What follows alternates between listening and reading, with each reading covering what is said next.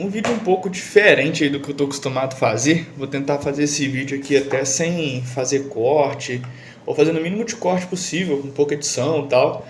Porque a ideia aqui não é passar uma coisa técnica, mas contar um pouco aí da minha história, porque tem muita gente que começou há pouco tempo, tá assim, meio perdido, não sabe bem como que é a trajetória, estudou aí 6 meses, um ano, não conseguiu um trabalho, fica frustrado com isso, sabe? E daí eu quero contar aqui um pouco a minha trajetória para vocês entenderem que, tipo assim, não são só altas que tem na vida profissional, sabe?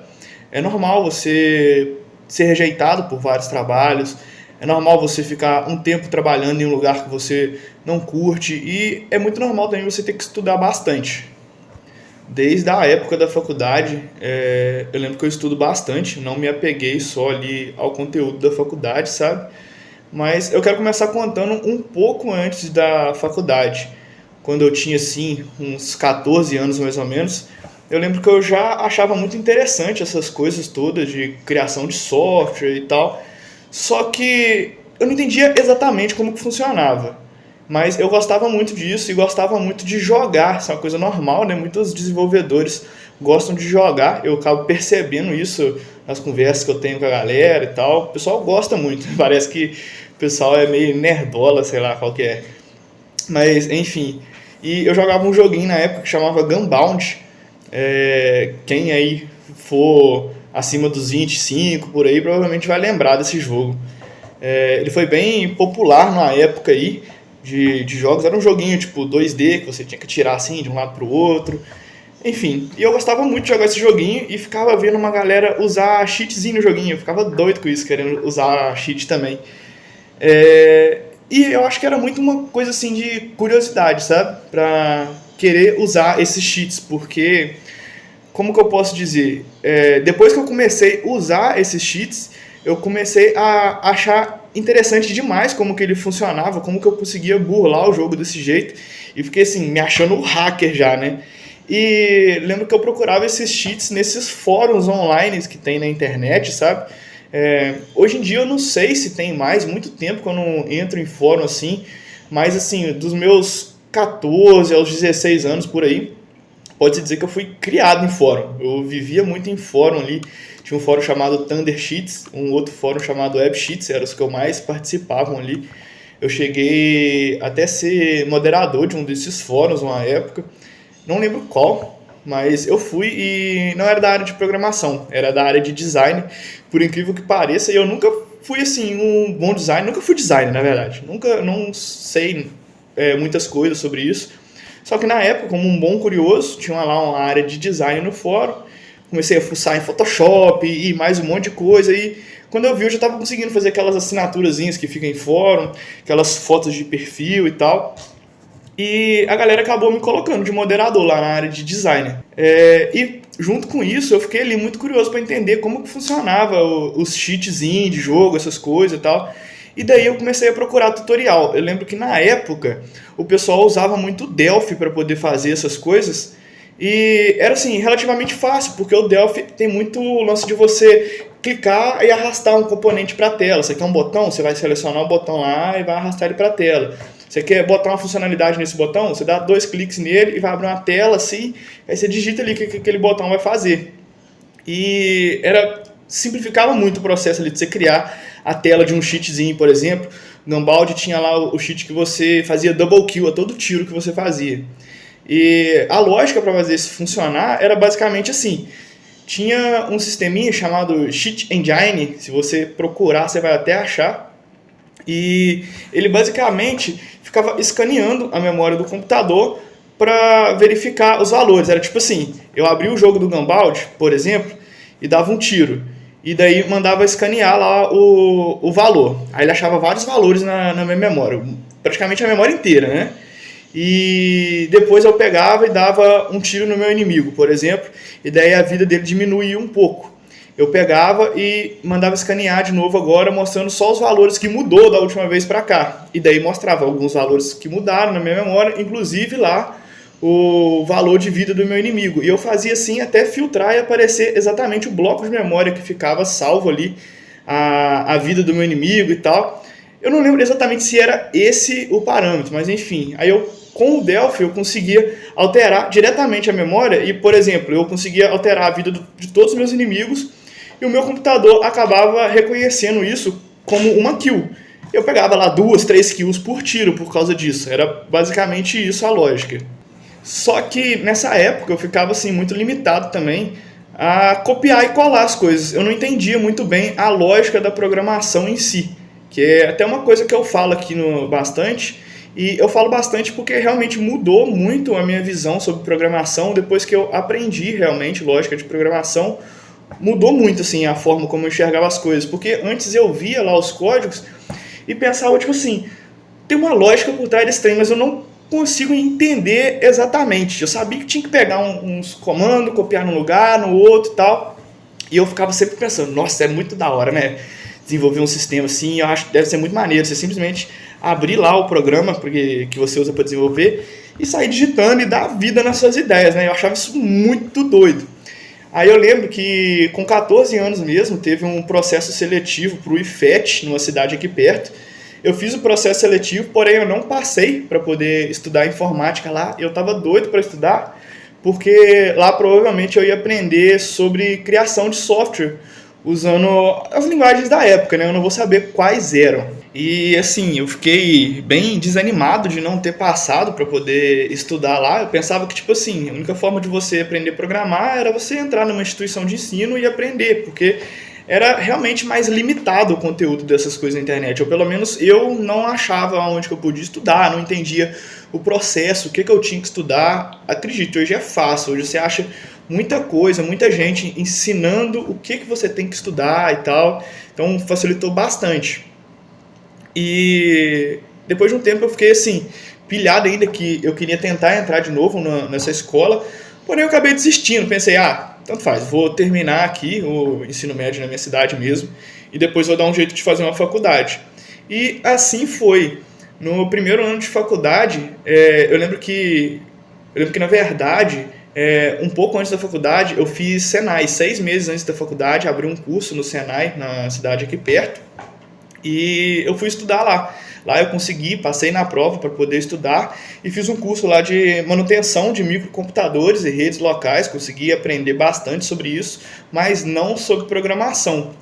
E depois eu entrei na faculdade, fiz os 18 anos, terminei o ensino médio lá e tal, entrei na faculdade e fui indo assim.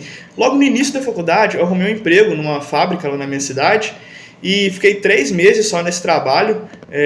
Não consegui desempenhar um papel legal lá trabalhando com manutenção de computadores, com redes, essas coisas, e fui mandado embora no final desses 3 meses. E depois de um tempo eu fiquei tipo assim, acho uns 2 meses sem trabalhar. É uma cidade bem pequena e depois arrumei um outro trabalho numa contabilidade lá, e lá eu trabalhei assim por 1 ano e meio mais ou menos.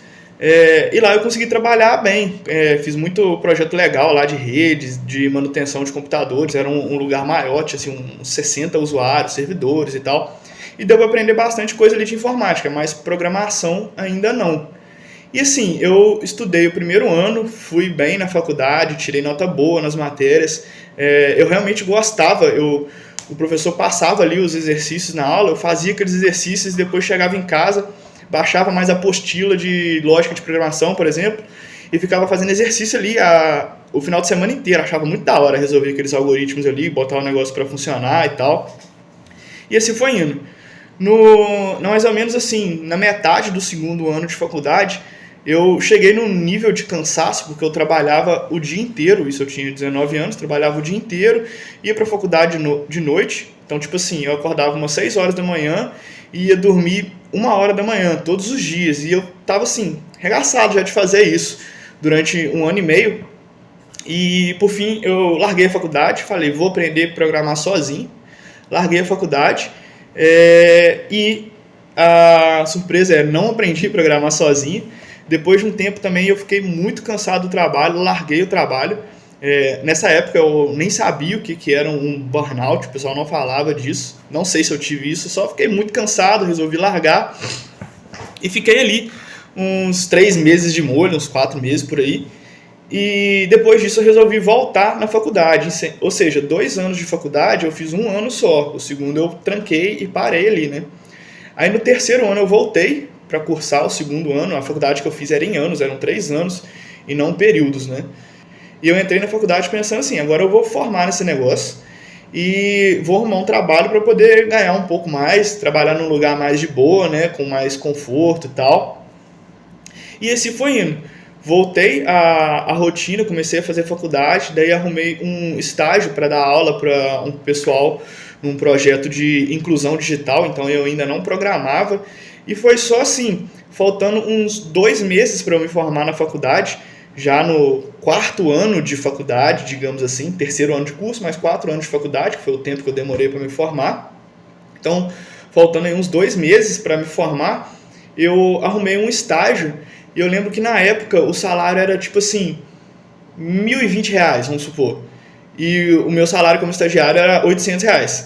Eu me mudei de cidade para poder pegar esse estágio, morei na República com os colegas meus lá um tempo.